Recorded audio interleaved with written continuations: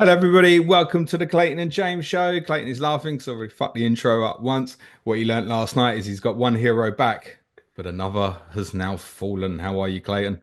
I'm all right. I'm all right. Yes, you are right. One hero came back, and another has fallen indeed. This season is just something else. Honestly, I feel numb to it at this point. Yeah. Gabriel went off injured essentially, and I think Timber did as well. So, yeah. You feel Well, numb to it, right? Jesus. Okay. We're going to touch on the games last night. We're going to touch on an interesting aspect of a North London derby that's not taking place in the UK for the first time ever. I'm going to have a little chat about a potential restructure of the Scottish Premier League. Euro Focus is going to take us to France this week, and I've got an on this day for you, Clates, from 20 years ago that I absolutely promise you packs a punch. But yeah, we should probably start with last night. Do you want to do the good news or the bad news? let's start with the good news because when Saka, West Ham lost. God, you can Sorry. go there if you want.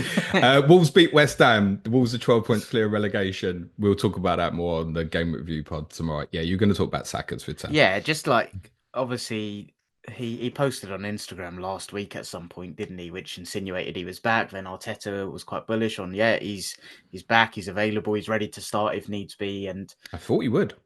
did you? Yeah, I really thought he would start. Oh, fair enough. I didn't. I just thought 3 months out. I thought it would be around that, like half hour yesterday.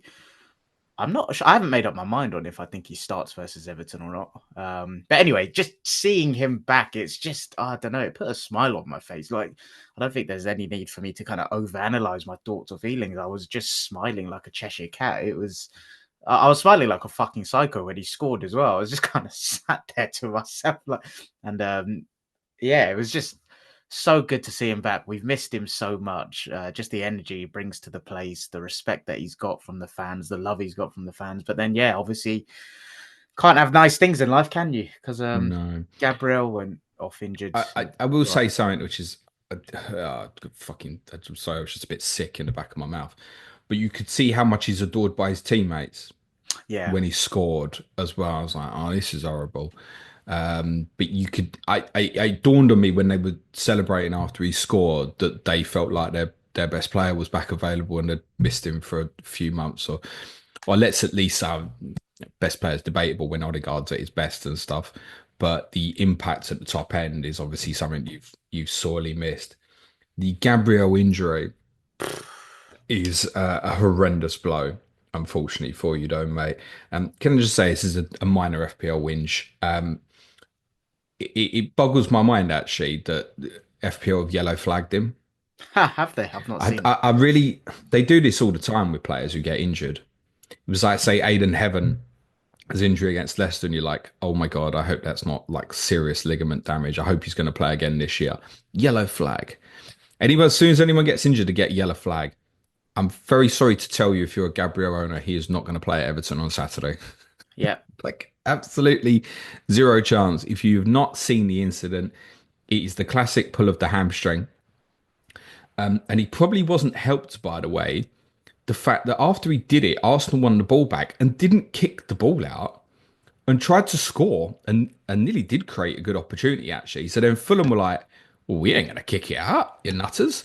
And Gabriel, he sits down like twice as Fulham build the attack. He's just waving his arms. He can't continue.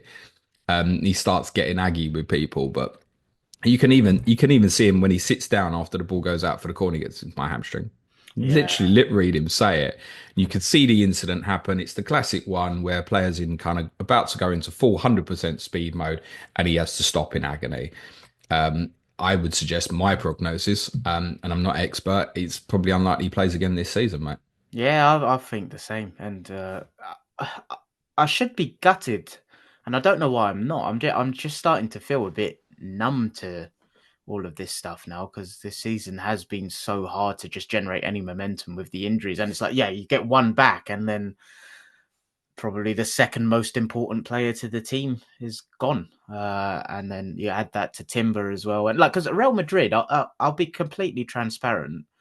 my confidence levels when Saka came back went up. Like, not to the point of, oh, we're going to do him over two legs, but just percentage wise, maybe went from 30 to, like, I think it's more of a 45-55 now, in my honest opinion. But like straight away, that just goes straight back down. So it's emotionally just a bit tiring. And yeah, I'm with you. I'd be surprised if he plays again this season. And it's just, again, no need to overanalyze my emotions. I just feel sad. No, I hear that, mate. Is it just obvious that Kivior will play there? Yeah, I was in a few group chats this morning. We were talking about that. I think so, but then I don't know if Timber is available and White is. Does he put Saliba to left centre back or Timber to left centre back, White right back? I don't know, because Saliba does play there for France, but I don't think he's as good there.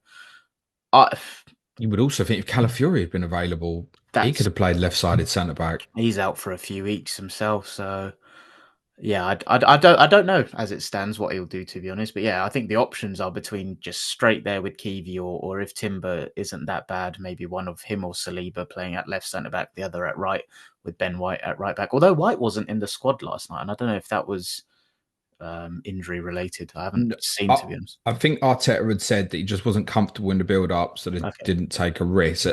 He's probably not a major problem, but I guess now he's got to play against Real Madrid. You would think.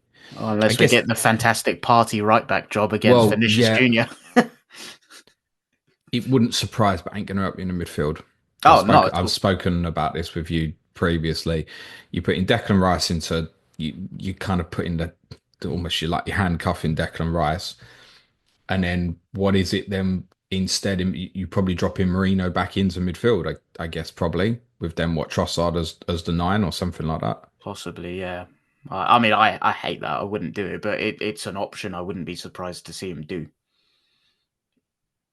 Yeah, if you got Gabriel FPL, Yeah, I'm flipping wildcarded in 3 minutes yesterday, didn't I? And I went Gabriel Saliba. it's interesting. Did you just copy the draft I sent you? More or less, yeah. Yeah, okay, that's understandable. That's probably going to go badly for you, mate. We'll talk about that more on Friday.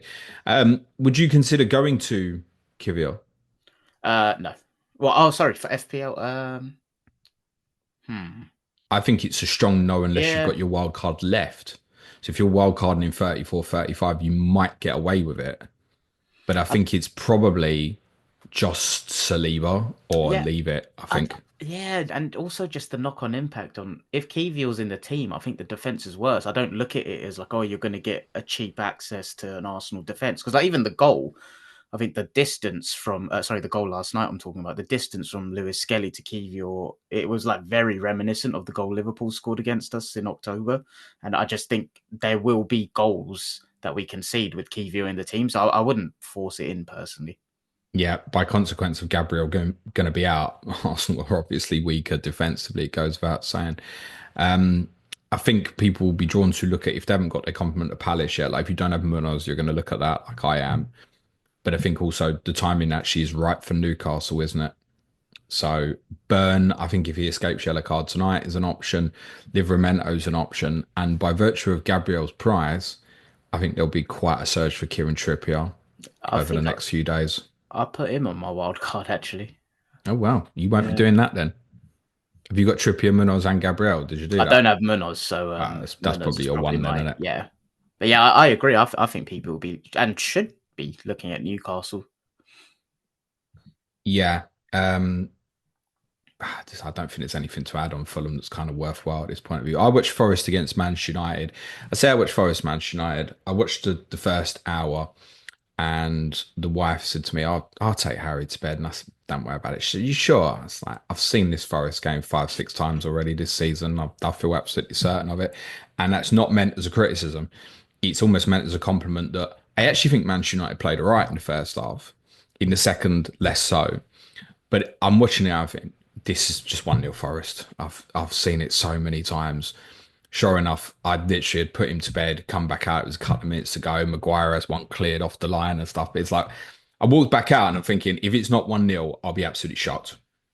Truthfully, which is credit to them, and they are so close now to getting this Champions League place. It almost would be, sorry to say it, you've been that good. I'm going to call it a bottle job if Forest don't do it now, actually. They really should do it. 10 points clear of Newcastle, who are sixth. Admittedly, Newcastle obviously have 2 games in hand that they'll fancy both winning. City and Chelsea will highly likely close the gap again tonight. But I think on paper, Forest had the toughest fixture in this round of fixtures. So to win it, important. Villa away is very tough at the weekend, but I think they've got enough left. The fixtures are good after Villa. Villa's arguably the toughest game they've got left. In fact, I wouldn't even say arguably. It is. That's the toughest game they've got left is Villa away. And then they're on the home straight. Good fixtures. Still got to play Everton, Leicester, Brentford at home and Chelsea. Your away games aren't particularly scary. You've got Tottenham, Palace, West Ham, probably all got nothing to play for. They really should do it. How many points do you think they need to be confident that, yeah, it's done? So they're on 57 now. On What do you think? 57, I mean, because it's fifth as well rather than fourth. I think what have they got left? 8 games? I think probably 10, 11 points. Go on, Forest. So win half your games. I don't even think it will take that, to be honest. That's relying on all three of them other teams to have brilliant end of seasons. Pretty much, if any of them don't, then like 1 point per game. It's probably going to be enough. They've got a massive advantage. I mean, they're closer to you than the others are to them. Yeah. For context, I would add a note of caution. Obviously, Olorena went off with a problem last night for Forest, and actually, particularly for this weekend, might not be great because what they did last night, as I said, United were playing all right in the first half, and Nuno ripped it up when Aina got injured, and he went, "No, I'm changing the system." What did he change to? He went to about five. They basically set up with Gibbs White and Elanga base. It was almost like a Christmas tree formation. It was basically like 4-3-2-1. Ryan Yates, who played really well, played as like the deepest, almost moving in between the centre backs in possession on occasion. Not that Forest ever have a lot of possession. I mean, it was about 30% circa again last night. The usual game state I know has a big influence on that. But he ripped it out. He put Morato on. He took Danilo off. Obviously, Aina had got injured. So he put Williams to right wing back and brought Alex Moreno on and put him on left wing back and played the three centre backs. I say wing back, is more just like full back. And he moved Gibbs White and Elanga kind of drifted into wider positions off the ball a little bit more. When Forest's starting lineup was really narrow. It's like 4-3-2-1 pretty much. And they said, come on in, what you got? And Forest are a brutal team to break down. Yeah. But United, if you look at United's XG, I think it's like 1.7 or so last night. They had opportunities and had chances. But that's a little bit more of a weapon for Nuno based on what we'd seen previously in his previous jobs, the ability to actually, right, now we've got the advantage, we got an injury to change the whole system. And actually, the game got way more comfortable for them at that stage. But Alex Moreno is ineligible at the weekend against Villa.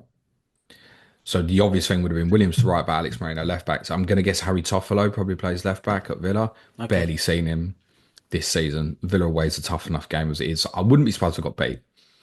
And that's why some of us are very, very much hoping that Brighton beat Aston Villa tonight because we want one of Emery or Glasner at least for assistant manager in game week 31. Oh, otherwise, shit, you still got yours, don't you? Otherwise, we might be looking for some magic from Graham Potter, and that doesn't fill me with much joy. West Ham played Bournemouth for the record. So, great result for Forest. I think for United, take the positives out of the game. They had a decent run. It was their first defeat for a while. There's a couple more difficult fixtures coming up, like City, Newcastle was the next two in the league. So the narrative could spin back around, particularly if they did go out the Europa League to Lyon across this period as well. It might be sitting here in 2 weeks going, shit, possible. But yeah, a little bit of signs of life. I was surprised that Højlund didn't play. Really surprised. Purely because he'd got a really good goal at Leicester. Admittedly, it was a masterclass in how not to defend from about fast. But he got the goal at Leicester and hadn't played since then. And I think try and get some confidence in him. Yeah, he didn't start. We'll cover off more of obviously on those games and the FPL impact on the Game Review podcast tomorrow. I want to talk about this North London derby, Clates, that's been arranged in Hong Kong, sorry, in late July. And you said before we started, you said, I want to guess why you want to talk about it. So go on. No, because there was something you were like, there's one specific thing. I can't remember if you said I want to get off my chest, but to do with social media. And I think that's what I can guess. Is it all the people in the quote tweets and the replies like, oh, but they couldn't do a replay? Yeah, 100%. I knew it. Literally driving me insane. I knew it. I'm telling you, right? If you are getting angry about pre-season, or postseason friendlies being played on the other side of the world, and truly believing that that's why we don't have FA Cup replays, please give your head a wobble. Right, I mean this seriously. Oh, Tottenham are playing Arsenal in July. What the fuck did you want the Tamworth replay to take place in July? It's got no impact on the actual calendar, which I've is got very much everyone has to play to by UEFA's rules now, basically. I've got to say, obviously, I don't have any strong opinions on that because it wasn't my team involved. But I saw the replies and the quotes. I was like, "Are you fucking mental? Like, it's got nothing to do with it." Like, It's the same all the time, right? I saw someone else, Villa played during the Easter break. okay, Villa went for like warm weather training. A lot of them will do it, right? They go for warm weather training for the players not on international break and stuff. And I think Villa played, I think a Saudi Arabian team. And it like got leaked. It was like, oh, Villa playing the Saudi Arabian team, and it was the same thing. It was like, yeah, but you couldn't do FA Cup replays. So what you wanted an FA Cup replay during the international break? Come on, guys! Like if Tottenham and Arsenal playing the North London derby in Hong Kong in a friendly in the middle of January, feel free to absolutely moan about Tamworth not getting their FA Cup replay. And I'm just using Tamworth because it's the example yeah. from this year that everybody was like, oh, they should have had the replay and. But That's it. also, I the don't whole want to talk about it anymore. I just want to get no, that point across. That's it. I've got a question for you then. If there's nothing else you want to talk about, No, I like do, but go on. the whole scrapping of replays has got nothing to do with like one Premier League team didn't say I don't want to do a replay. It was like a whole systematic thing that was implemented for everyone, right? Like I've found that yeah, the reaction to this stuff, I found it pretty funny to be honest. I was just like, it's got nothing to do with it. I don't get it. Like if there's people that want to talk about global warming and all of this, fair enough. But I don't know. In the context of Tamworth didn't get a replay, I was like, what are you on about, mate? The question If I do have though, Tottenham, oh, gone. if Tottenham had not finished in the top eight in Europa League, they would have played in every single midweek in 2025 up to the March international break. When did you want your replay? Yeah. Why I, do you think people land on that though? Because I don't know I, if I, I, I I just think it's like a lash out in terms of like the money that these clubs are trying to generate from these games. This we don't have to bullshit about it. It's all about money oriented. yeah, Yes, it's about going and seeing fans in certain part of the world, give them opportunity to do it, but ultimately it's down to money, right? Arsenal and Tottenham will earn from that football match each. It's estimated more than £2 million just by playing the game, i.e., that's their fee for playing the game, not including the economic impact of attracting new fans and what they'll spend in the future, etc., etc. That is a fee that they will get invited. It's believed that that's generally around about the going rate now that an English club will ask for to play a game overseas. They'll ask about 2 million.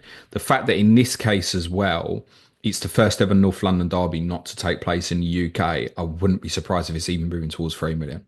that's what I wanted to ask you. Do you have any opinions on that? Because I've seen a lot of Arsenal fans, friends of mine, people I don't know, but I'm friends with on Twitter and stuff. Seen a lot of like the get in the bin, like this is woke nonsense sort of stuff. Do you have any strong opinions on it? Yeah, I couldn't care less. Same, Like, me too.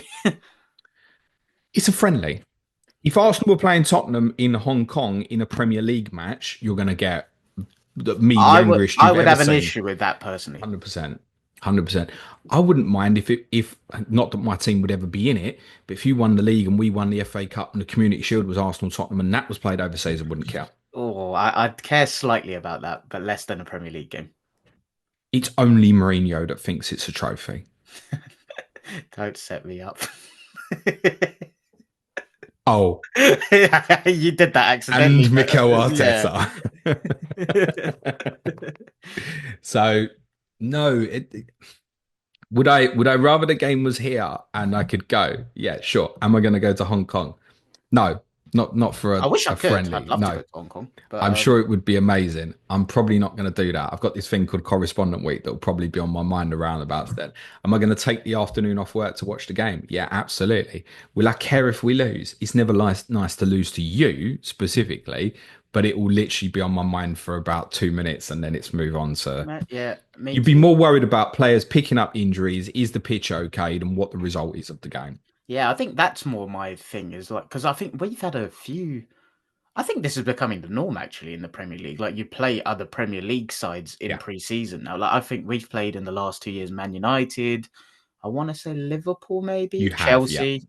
And my concern is more like if you're going to play teams that are higher up the table and there's a bit of needle, bit of edge, like, I don't want to be picking up unnecessary injuries in preseason. That's more the thing. Thinking, okay, if it's a North London derby, there's a rivalry there that players are aware of. But I'll be really interested to know from the players' perspective. I think a lot of that rivalry is geographically driven, right? So, like, I'd love to know if there's a feeling on of like Needle when they're out there in Hong Kong, where the because I'm in a group chat with a lot of Arsenal fans that are actually based in India, right? And like we were speaking like when we were playing Tottenham, I think it was 15th of Jan, and like they don't have the same level of hatred towards Tottenham that I do, but a lot of that is I live in Enfield. I've been born and brought up around Tottenham and Arsenal, and so like the hatred and rivalry is geographical for me. Whereas for them, they're like they've never. I don't mean this in a condescending way. They've never No, seen they're probably a Tottenham as bigger a rivalry threat. to like a Man Yeah, United. I get it. I get it. yeah. So it'll be Or now interesting. City. I get it. Yeah, it'll be interesting to see how that kind of pans out, and if the play like even I can't really remember the preseason games against those teams I mentioned, what the intensity levels were like, but I remember a bit of bite in some of the tackles. I was like, oh, not sure I love this if it's preseason.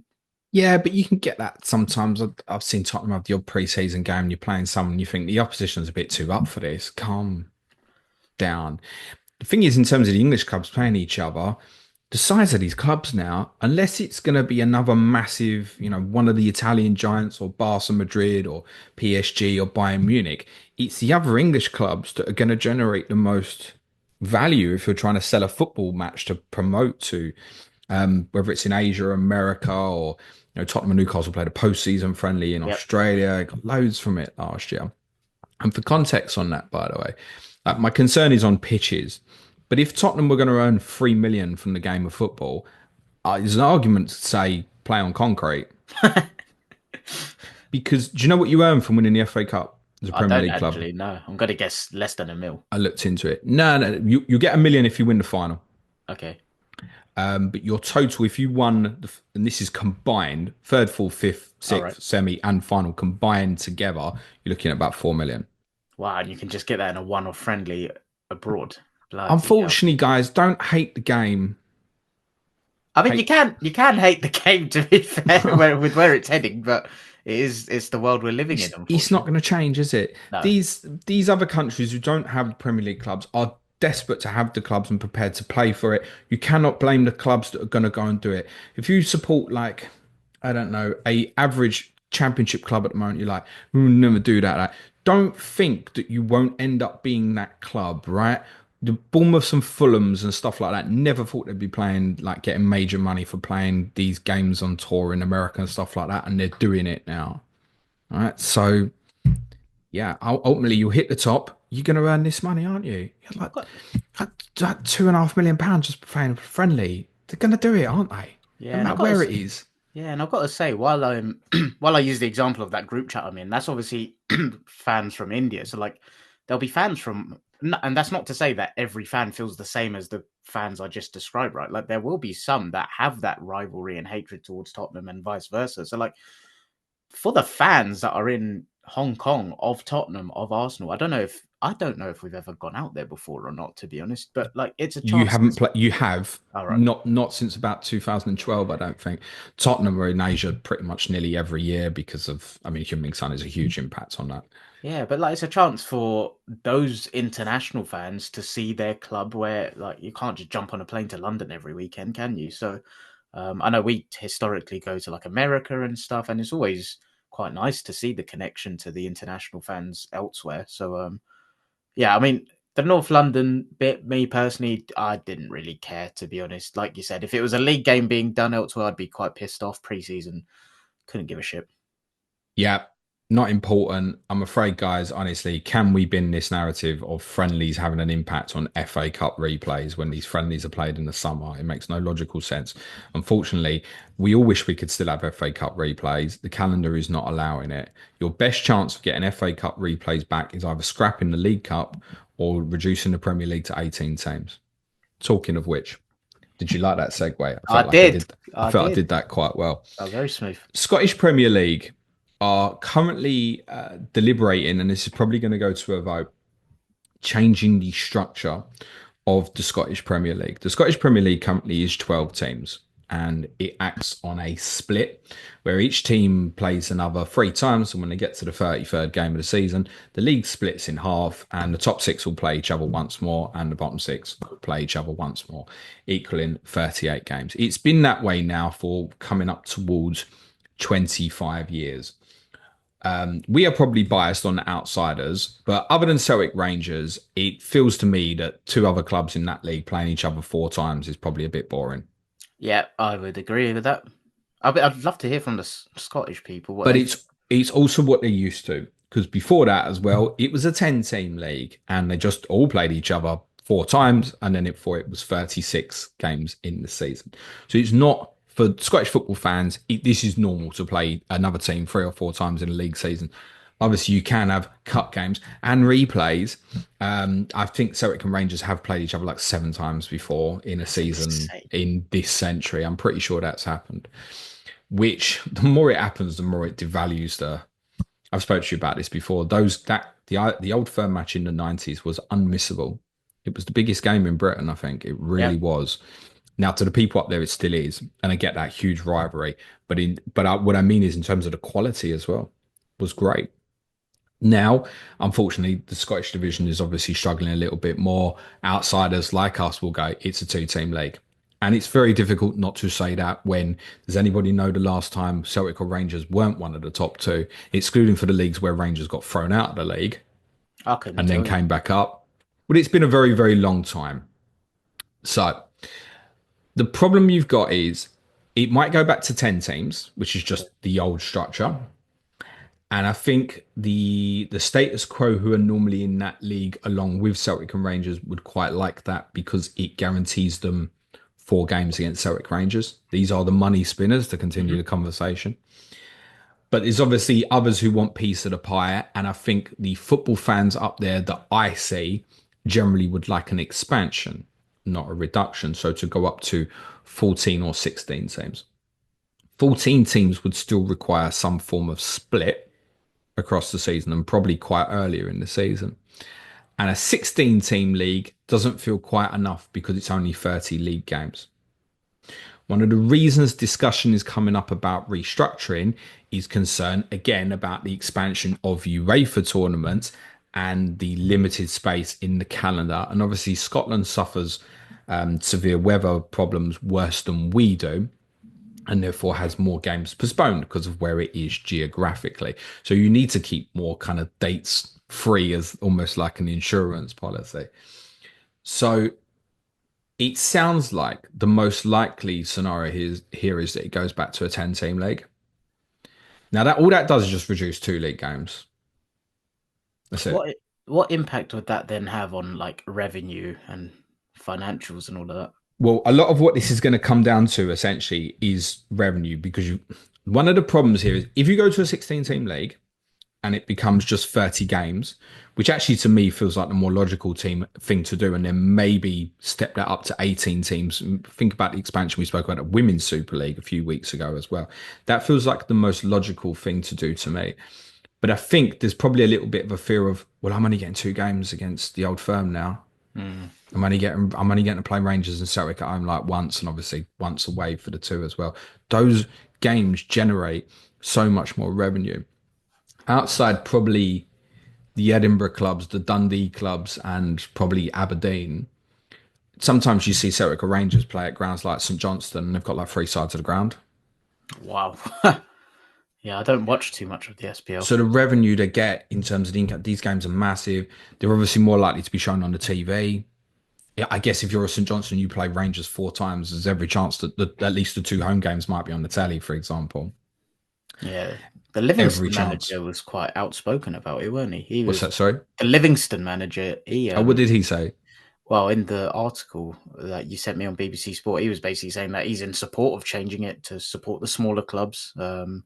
And what you were saying about reducing repetitive fixtures and stuff. So he's the only one that I've seen on that article that was actually a bit outspoken about what side he was on with it. Yeah, I would just think. I think as a product to sell, If you've got a 16 team league, there is more interest in what's happening in the rest of that league, Yeah, I think personally. But I'm looking at it from an outsider, and like I said, I think ultimately this is a money. Everyone wants the money, like it or not. And I've spoken about this before with clubs in England. It's like, the money at the top, and we've just spoken about it. But everyone wants a piece of the pie. Go back to that Carabao Cup semi-final conversation. Why is it still two legs? The EFL don't want to give up the money that they get from TV because of those extra games, etc., etc. It all comes about money. The non-league clubs didn't want FA Cup replays. They voted not to have them. Why? Because the Premier League offered them a barrel of money to go, do you want to have a tournament with our under 21 teams? And it got taken. yeah, It got taken. And this is ultimately where I think they're going to struggle to get anything that goes through because they're kind of planning to potentially change this as quickly as the 26-27 season. So that would mean, if it did go to 16 teams, I guess you're probably having maybe no relegation next year and then four teams come up, something like that. But the voting system is quite different to how it works, say, here. So when the Premier League vote on something, you need 14 out of 20 clubs to agree. So it's yep. a majority, but that's not even 75%, right? If my maths is okay there, Clay. So that's 70%, isn't it? I think so. Thank you very much. Yeah, cheers. There's 12 teams currently in the Scottish Premiership. For anything to change in terms of the league structure, you need the following. 11 of the 12 Scottish Premier League teams must agree. 8 out of the 10 Championship teams must agree. And 15 of the 20 teams across Leagues 1 and League 2 must also vote in favour. So you need an agreement of 34 from 42 teams across the Quite Football high. League. Now, you would think the further down that pyramid it goes, the more that would want to grow the expansion of the Scottish Premier League to give them a chance of getting there rather than wanting to go down to 10. Yeah, you'd think so. It's more likely to go down to 10. And I tell you why I think that's more likely to happen is because of money. So at the moment, So UEFA going pay, down yeah, helps with the money. Okay. yeah. UEFA pay solidarity payments to all the leagues. Now, at the moment, that is not getting shared below the Scottish Premier League. So it's all getting shared just between the Scottish Premier League. And I think it's not a lot, right? I think they probably get it's like £900,000 each or something, right? You start filtering that money down to the Scottish lower leagues, it's going to make a difference to some of these clubs. Yeah, big time. Obviously, not 900,000 for one club, but even if it just then becomes 20,000 for a League Two club, it's going to be a lot for them to help with their costs, etc. And I think it's that they'll agree eventually to right. If you agree to vote this through to reduce it to 10 and reduce the calendar, we will filter this money down. What I read was a lot of the other European nations are now thinking of doing the same, where they're going to start passing the money down, filtering through their grassroots, if you will, and their lower leagues. And I think that's probably what will happen in Scotland, and that will help push to get the right. We're going to give you this if you vote for this. Interesting. And what are the timelines you think they're working towards on this then? Well, they want something in place for 26, 27, but unless that was going to get filtered down financially, then I don't see it being agreed by 34 out of 42 teams unless there is a financial incentive to do so, unfortunately. And the vote will be influenced by money. As I said to you before offline, I would open this out to particularly hard supporters of teams in Scotland. I'm very happy to hear feedback from you guys. If you think I'm wrong or you've got any strong opinions on this, I would like to hear more because I'm interested. And I'm interested because on the outside, it's always baffled me that there are four leagues of like 10 to 12 teams and there are not just two or three leagues. I get it if it's you want to keep it more regional because again costs. So if you want to go one league of 16 and then two of 12 or something, I get it completely. But I've never understood why the top division in Scotland has only ever been 10 or 12 teams. It baffles me. But I think it's a lot to do with the teams are frightened not to have the guaranteed revenue that they get from those Rangers and Celtic games. Yeah. Have they ever had conversations about expanding before? They must have done. Yeah. Yeah. There was a vote that happened during COVID, where there was a vote to restructure and they voted against it. And this all came about because of something to do with Hearts were going to get relegated, which pretty sure from memory they did. But the whole COVID thing came about and it gave the opportunity to vote on restructuring and they were going to do it immediately.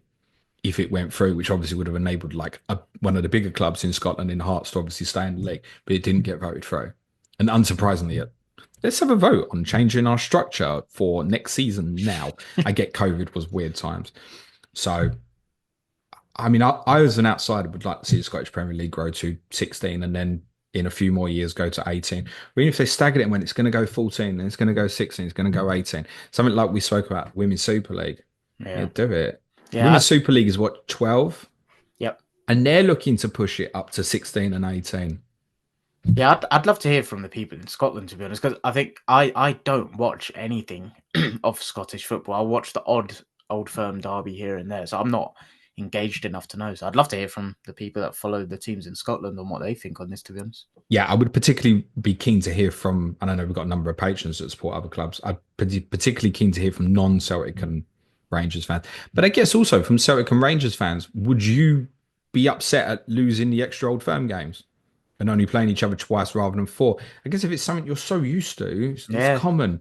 20 I years. hate playing one North London derby, not four in a season. Like, play you every 2 or 3 months. Oh, bloody hate it. I'd hate four personally. I think two's the nice level, but again, it's what we've only ever known, right? And it might be the same in Scotland. Yeah. Take me to France, please, Clates. We are going to France indeed. We're covering Lyon today because they are playing Man United in the Europa League. And yeah, they're one of the most historic and successful clubs in France, but having a bit of a wobble the last couple of years, especially financially. And I think the wobble is putting it kindly. Their history is that they were founded in 1950.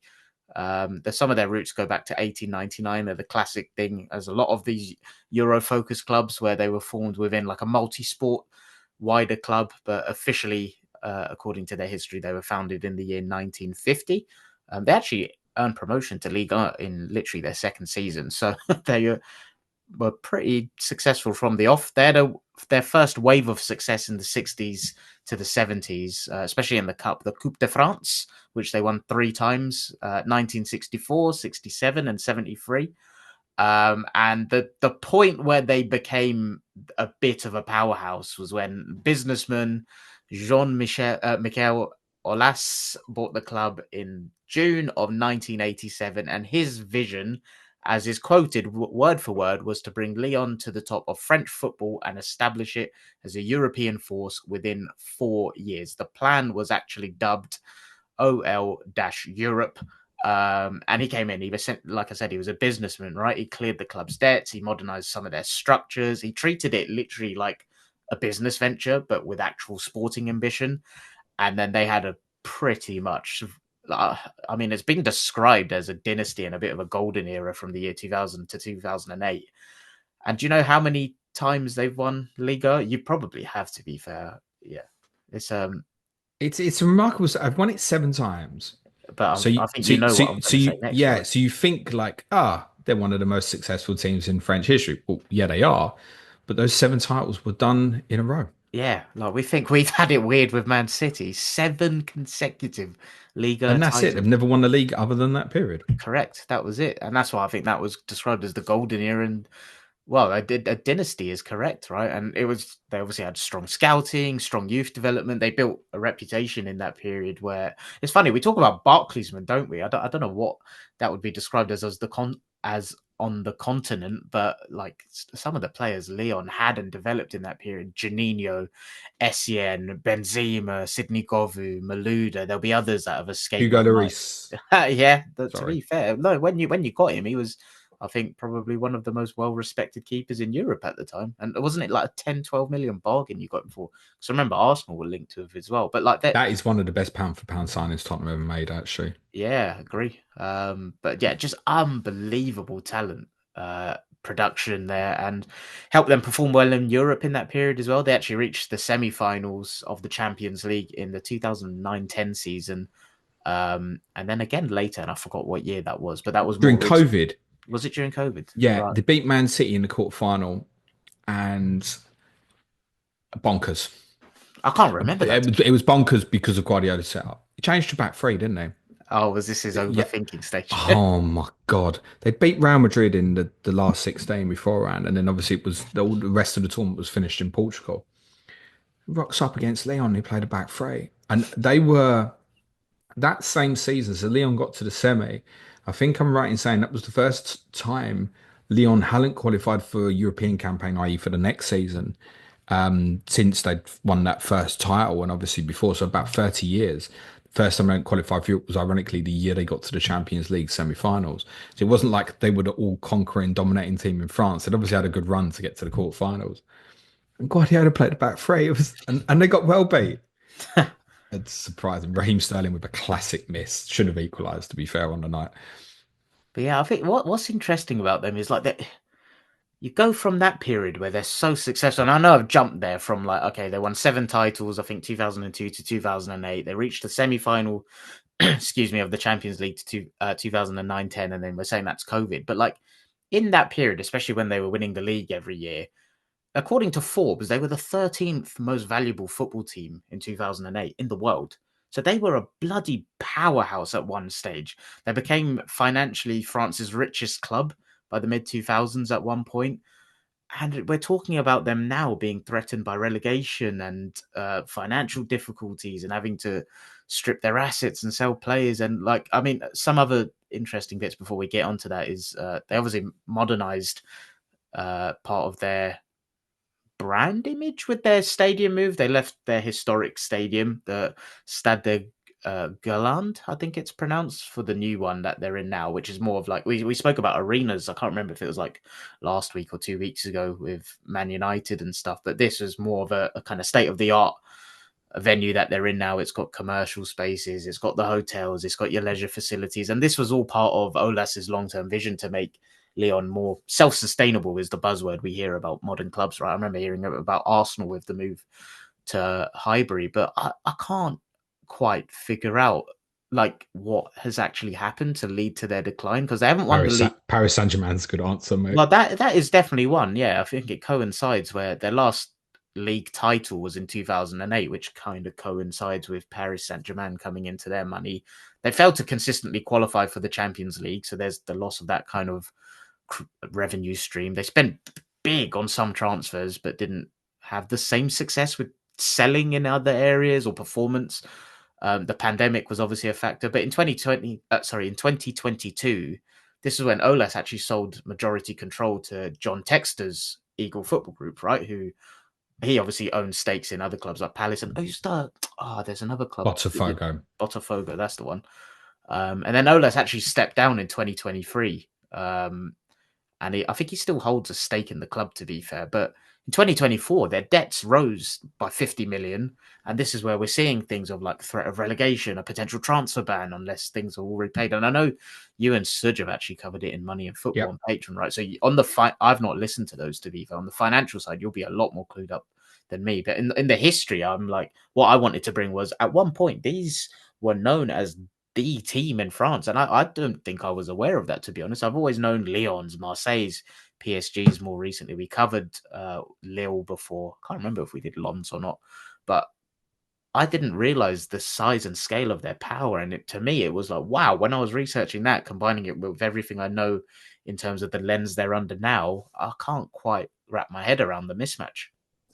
You did lens after lons, which was quite interesting. Um, yeah, me and Suj did. We've been really following this story quite closely across the last year because John Textor, who's the majority owns about 70% of the club, I think, also kind of owns sort of circa roughly 40% of Crystal Palace as well. And I'd, on my research, pretty much come to the conclusion that Textor probably needs to sell his stake in Palace to get Lyon to avoid relegation. It's a Crystal Palace are directly linked to this. And we know that he's trying to find a buyer for that. But I think I wouldn't be surprised, by the way, as a knock on of this, if we heard some takeover talk about Palace in the next 4 to 6 weeks, because I think those of interested have gone, well, I'm going to make Texter sweat.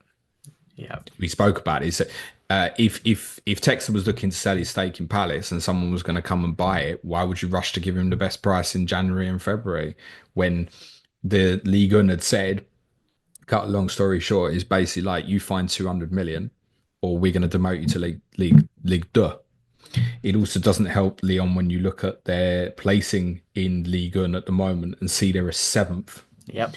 So if you could make a case to say, well, we've got the guaranteed Champions League revenue, and by the way, they're seventh, which is only 5 points below Monaco in second.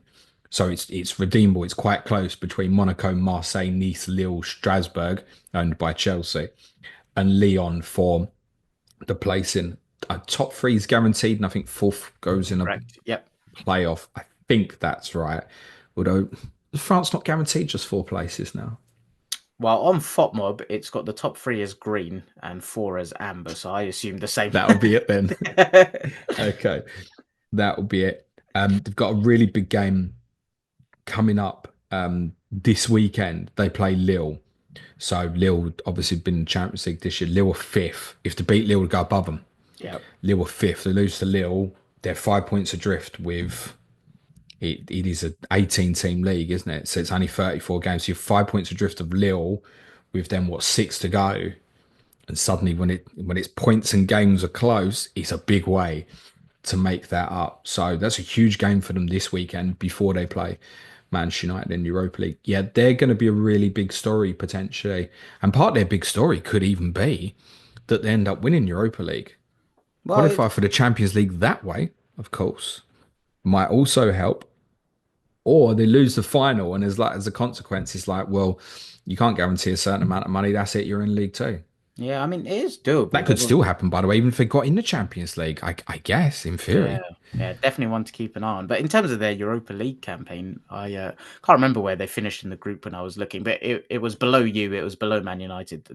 I think they were in the I tell top. you what, I can tell you that of the last eight in Europa League, they all finished in the top nine places in Europa League. That's not happened across the other competitions. But in Europa League, yeah, the top nine, I think Bodo Glimt is the exception, I think finished ninth. And I think Galatasaray, I want to say, is the one of the top eight All right. But yeah, that hasn't made it, I think. they just beat FCSB in the previous round over two legs. That was 7-1, so they won that Yeah. fairly handsomely. On the same side of the draw, if they go through against Man United, it's one of Rangers or Athletic Bilbao. And then, yeah, obviously the other side of the draw is yourselves against Frankfurt and Bodo Glimt against Lazio. So, I mean, it's definitely on for them. Yeah, I mean they're capable of going all the way. I think I don't think in that competition you'd say there's an outstanding team like saying Chelsea in the Conference League. You like they really should win it, or at least in Chelsea's case, you'd say they might lose the final to Fiorentina or Betis. There isn't an outstanding team. I think you would probably struggle to pick what the Europa League final is going to be right now. Yeah, Actually, it they have could got. be a lot of combinations. I do want to watch it against Man United because they've got a player. I don't know if you've heard of him. His name's Cherky or Cherky. He's 21. Extremely highly rated, chap. Yeah, I see him. Everyone talking about him. He's 21 years old and apparently really, really talented. So I want to watch that. But they've got a few familiar names, to be fair. Obviously, Maitland-Niles is there, who I know from Arsenal. They've got Tolisso, who's been on the. Lacazette's still there, isn't he? I think so. Yeah, he is. He is indeed. We've got Nemanja Matic in the squad there. I think Uh, I want to say Lacazette is the second highest ever goal scorer. I think. ever. I think so. That would sound about right, to be fair. He did well when he was there. But yeah, they've got lots of familiar names in their squad. So yeah, be interesting to see how they get on. But I want to watch him just for that youngster, to be honest, because he sounds very talented. Yeah, there's a few others you'll remember. Georges Mekatwedzi, I think we remember from the Georgian national team in the summer. Corentin Tolisso is a good midfield player. Villa fans might have vague memories of Jordan Veretout in midfield. Moussa Niakate is on loan from Nottingham Forest. And I have to say, spoiler and a plug for that Money in Football podcast we did. There has been some very suspicious activity involving Lyon and Nottingham Forest. I'm not saying that anyone is corrupt or anything ill has happened here, but there have been some suspicious transactions. That's all I'm going to say. Was that on the Money and Football one? It was, I need yes. to listen to that. Nice. And Where can if, people find that, James? well, I'm just saying, if Leon suddenly gave Nottingham Forest 25 or 30 million for Moussa Niakate, don't say you weren't warned. Which doesn't make sense because Leon are financially in huge trouble. But yet Leon have been giving Nottingham Forest quite a bit of money. Just This saying. this is a conversation for another day, but I'd fucking I hate. I, I, I posed the question out there if Marinakis was maybe interested in Leon.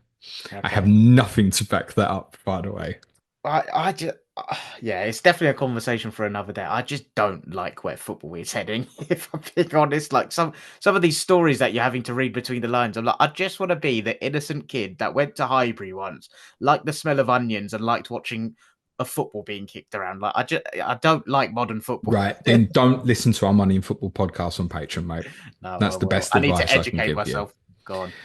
On this Okay, day, take I me feel back 20 years. yeah, I shall. This is a good one, I think.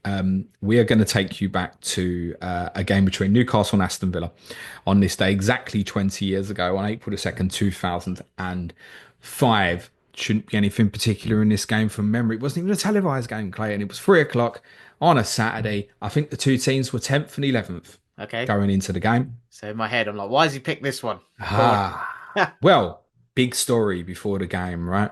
It reminded me a little bit of what the atmosphere might even be a little bit like for Newcastle fans tonight, following obviously their Carabao Cup final victory. They had beaten Tottenham in an FA Cup quarter final previously, a few weeks earlier. And in the days before this game, Alan Shearer had decided to stay on with Newcastle for another year. He was Okay. going to retire at the end of this season.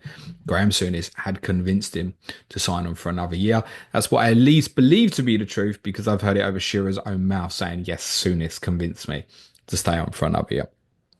So it's kind of party atmosphere at Newcastle. I've found, I'm going to link it in. I found a video on YouTube, which is actually the match of the day coverage from that game 20 years ago. It's not the cleanest kind of, it's not UHD kids, but it is very interesting to see Gary Lineker rock up to match of the day in a suit. You've got Alan Hansen and Mark Lawrenson doing the analysis of the game. And let me tell you that over the first 20 minutes of the program is spent on this football match. So, Shearer, they do a piece on Shearer before the game, and they're speaking to Newcastle fans outside. And they're like, "Yeah, give him another 10 years. He's like 33 or something by this point, but they love him. He's like a god to them. I get it." So there's nothing particularly in this game. Yeah, it's nothing much for the two teams to play for. Newcastle now have an FA Cup semi-final against Manchester United in Cardiff to look forward to in a couple of weeks. Spoiler: you already know that they're not going to make the final. There's nothing particularly to tell you about this game.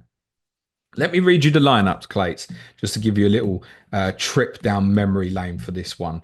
He says, not being able to find his screen grab. The Newcastle team: Shay Given, Aaron Hughes, Jean-Alain Boumsong, Andy O'Brien, Stephen Carr, Lee Bowyer, Jermaine Genius, Kieran Dyer, supported by Nicky Butt, Laurent Robert on the left, Shearer up front. Substitutes for Newcastle were Harper, Stephen Taylor, James Milner, Abdullah Faye, Shula Amiyubi. The Villa team was Thomas Sorensen. Sorry, I had a Newcastle mate always used to say his name like that. Sorry. Thomas Sorensen, Delaney, Melberg, J.Lo Samuel, Martin Larson, who was an extremely good centre back. Gareth Barry, you obviously know, Stephen Davis, Lee Hendry, Thomas Hitzelsberger, who had a hammer of a shot on him. Darius Vassell, Juan Pablo Angel, Villa's substitutes bench was substitute goalkeeper Stefan Posma, you had Liam Ridgewell, Norberto Solano, Oh, obviously of he Newcastle, had a but at rocket on Villa, him, didn't he? Colton Cole, and someone called Burson, who's the only name across the two teams that I have no recollection of. I'm Anyway, now wondering, is this the game where? Okay, okay, don't. okay. All Where right, I'll bite my tongue. where a footballer got shot. Yes, Eh? I'll tell you about that in a bit. So, Villa go in front 5 minutes into the game. Ball swung over from the right hand side, and I think it's Stephen Taylor. No, not Stephen Taylor because he wasn't starting. I think it's Aaron Hughes tries to come across and he kind of misses a header. I feel like I'm doing Hughes a disservice now because it might not have been. Anyway, drops to Angel like 12 yards out. Can't make it miss, just blast it in. Fine. And the rest of the game kind of takes on this free flowing. Both teams have chances at either end. I guess there's not too much on the stakes. Football was not as structured 20 years ago as it is now. It was a bit more just fun in the park, Clays. Anyway, 73rd minute, Newcastle have the ball on the left-hand touchline. John Allen Boomsong's gone across, plays the ball backwards. I think it is Nicky Butt gets caught out, and Darius Vassell pinches it, and he's running through. Shay Given comes out, steps outside the area. Vassell dances round him. Stephen Taylor's now on as a substitute, runs back onto the line. Vassell has just got to put it either side of him, but he puts it pretty much straight at Taylor. Do you remember this? No. Okay. Stephen Taylor then proceeded to do the worst bit of acting you have ever seen from any footballer in any football game ever. It's starting Be- to ring a bit of a because he bell. saved it. He saved it with his hand. Right. And then proceeded to grab his stomach in agony and flinch his whole body backwards while keeping his knees bent, bending backwards like, oh, I've been shot. That's truthfully how I can only describe it to you. The referee has managed to keep up with the play and he's like, you dick, get up, mate. Obviously, clear handball on the line. This is definitely a clear denial of a goal. Red card automatically. Because you don't see that much now, do you? Handballs on the line. Well, no, and it's No. because everyone's probably aware of VAR and all of It's this. also less players on the post from corners. Another good reason not to keep players on the post from corners. If you end up handballing accidentally, there's a good chance you're going to get sent off. So Taylor is sent off, right? Clear as day. Gareth Barry crashes home the penalty. Villa 2 up against Newcastle now. Should be game done. They win another penalty a few minutes later, which is very controversial. Stephen Carr tries to shield the ball back and bumps the player running through. But it's not only is it probably not a penalty because it's soft, it's also outside the box as well. Anyway, no VAR at this point. Penalty given. Barry smashes it in again. 3-0 to Villa against 10-man Newcastle. Game done. You're waiting for the heroic comeback, aren't you, Clates? No, no, you're not because you know where this is going. I don't know if I do. I've got this thing in my head of, was this the game where this incident happened? But I'm not sure. It is. So Okay. game restarts. Newcastle down to 10 men. And Kieran Dyer's got the ball on the right hand touchline and starts running inside with the ball. And Lee Bowyer's like, give me the ball, give me the ball, give me the ball. Dyer ignores him, ends up playing the ball towards the left hand side. And then Dyer continues his runs going past Bowyer. And as Dyer's going past him, you can see Bowyer's like, what you doing? And it was speculated on that there were incidents prior in the game where Dyer wouldn't pass to Bowyer. I've even seen in them highlights on Match of the Day there was a pass where Kieran Dyer gives Lee Bowyer the ball, and there's only about 5 minutes of football. So I don't think it was a refusal to pass, but obviously a frustration had built up. And obviously they're losing 3-0 and they're down to 10 men. You're in trouble. Anyway, so Dyer runs past Bowyer. Bowyer clearly is having a word with him and the ball goes back and they disappear out of shot. And of course, because this is 2005, fortunately, we get a direct ball played. Otherwise, we might have never seen what happened next, because bear in mind, this wasn't covered by Sky or whatever. So the ball gets played over the top of them, towards in their direction, just beyond them, and neither of them are looking at the ball. Dyer is walking back towards Bowyer. The ball's going over their head, still in play, neither of them looking at it. They're just walking towards each other now. And there's a grapple. Dyer kind of grabs hold of Bowyer. Bowyer leans in for what looks like a headbutt, and then Bowyer tries to just lamp him twice with 2 punches. And then, to be honest, quite luckily, a few other players came over, which included Villa's Gareth Barry. And Gareth Barry, I think, stopped Kieran Dyer getting a proper punch in because the claim afterwards was Kieran Dyer never threw a punch. Well, Gareth Barry pretty much got in the way of one, which Oh, stopped Dyer having like a clean effort back at Bowyer. Because someone had got hold of Bowyer at the same time. So Dyer's like, this is my moment. I'm going to have you now. You've never seen anything like it on a football pitch, mate. no, no, you haven't. It's one of the weirdest things. I need to go and rewatch the whole thing, to be honest, because you just see, It honestly, it's really worth doing. And even just to yeah. see the way Match of the Day is presented 20 years ago is quite amusing. So the referee, I can't remember his first, it might have been Steve Bennett. Bennett was certainly his surname, I think. He'd sent them both off. And I remember hearing at the time, it was like the Newcastle had 2 players sent off for fighting. And it was like, is that right? They're fighting each other. Is that the right thing to do? Because I've never seen it. No, I can I, only remember, I think Graham Lasso and David Batty, I think, having a bit of a square up for a game with Blackburn in the Champions League in the 90s. But it wasn't to like this level.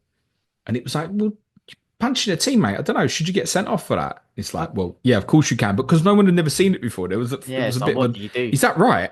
I'm Can not you remember sure. what your reaction was then? So obviously you were a bit like, what? On their own team, or I mean, to hear what had happened. To be honest, if it wasn't Newcastle, it'd been Tottenham. It's the sort of thing that could only happen with like a Newcastle or a Tottenham, kind of felt like.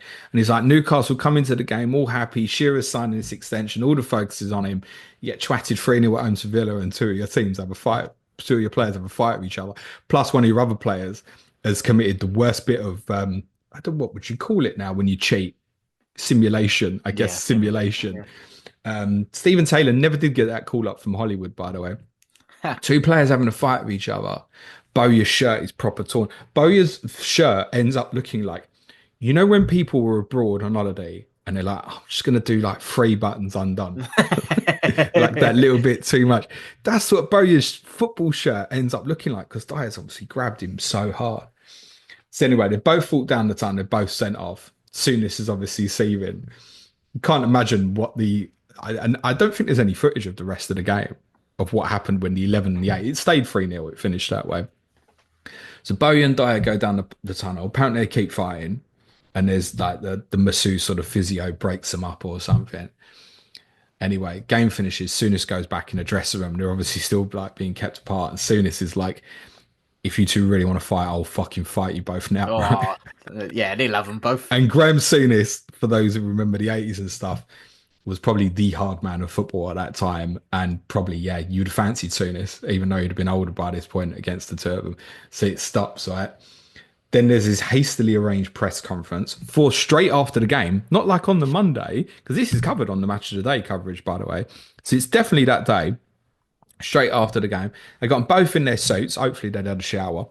Bowyer's certainly at least taking his football shirt off. And they sit either side of Souness and they give like statements, which aren't like read statements.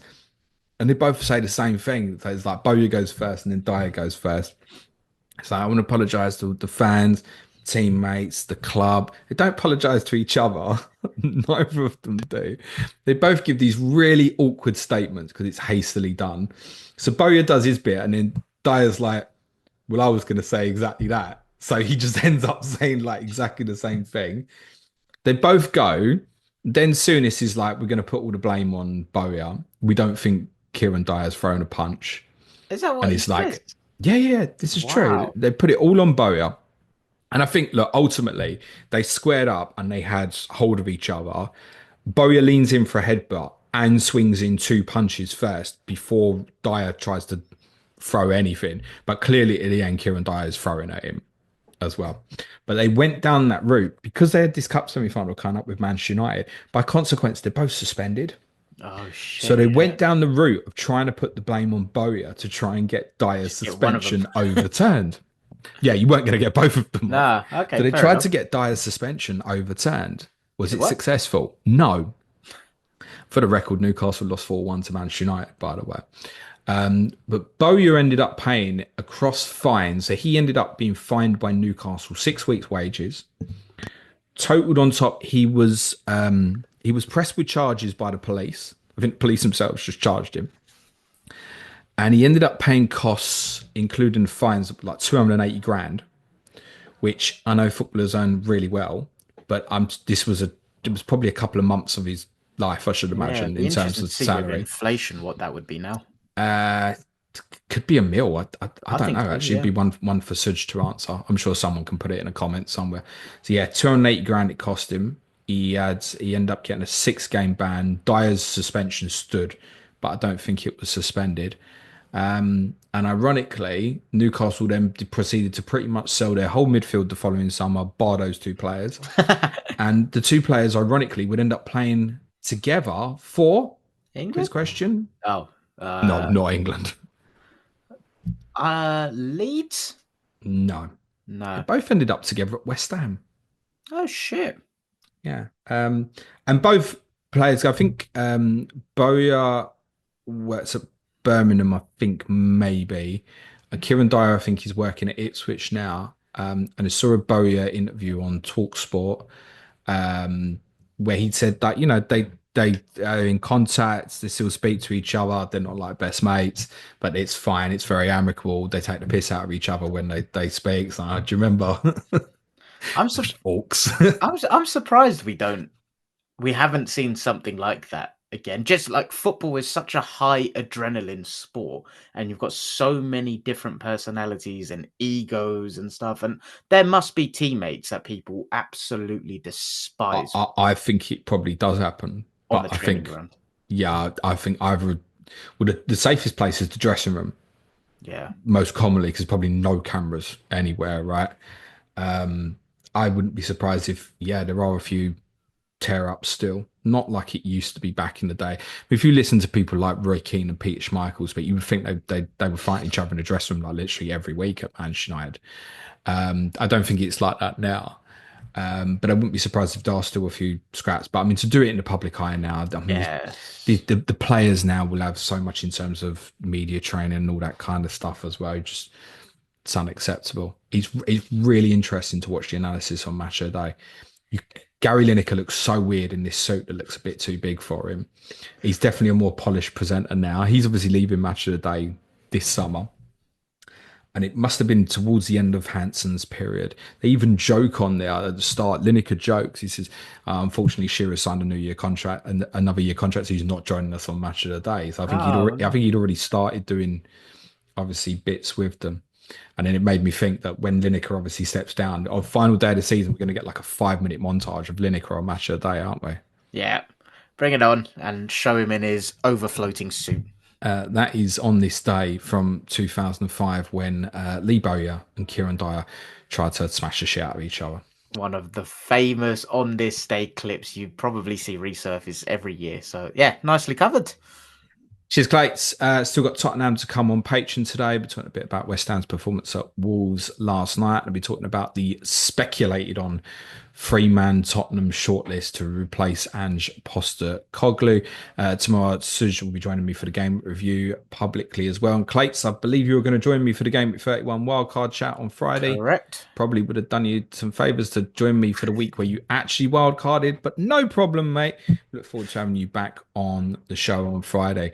For everybody who's watching on YouTube, smash the like, hit the sub button. For those on the audio, a 5-star review goes a really long way. Be nice to each other, everyone. Cue music, please, Mad Child.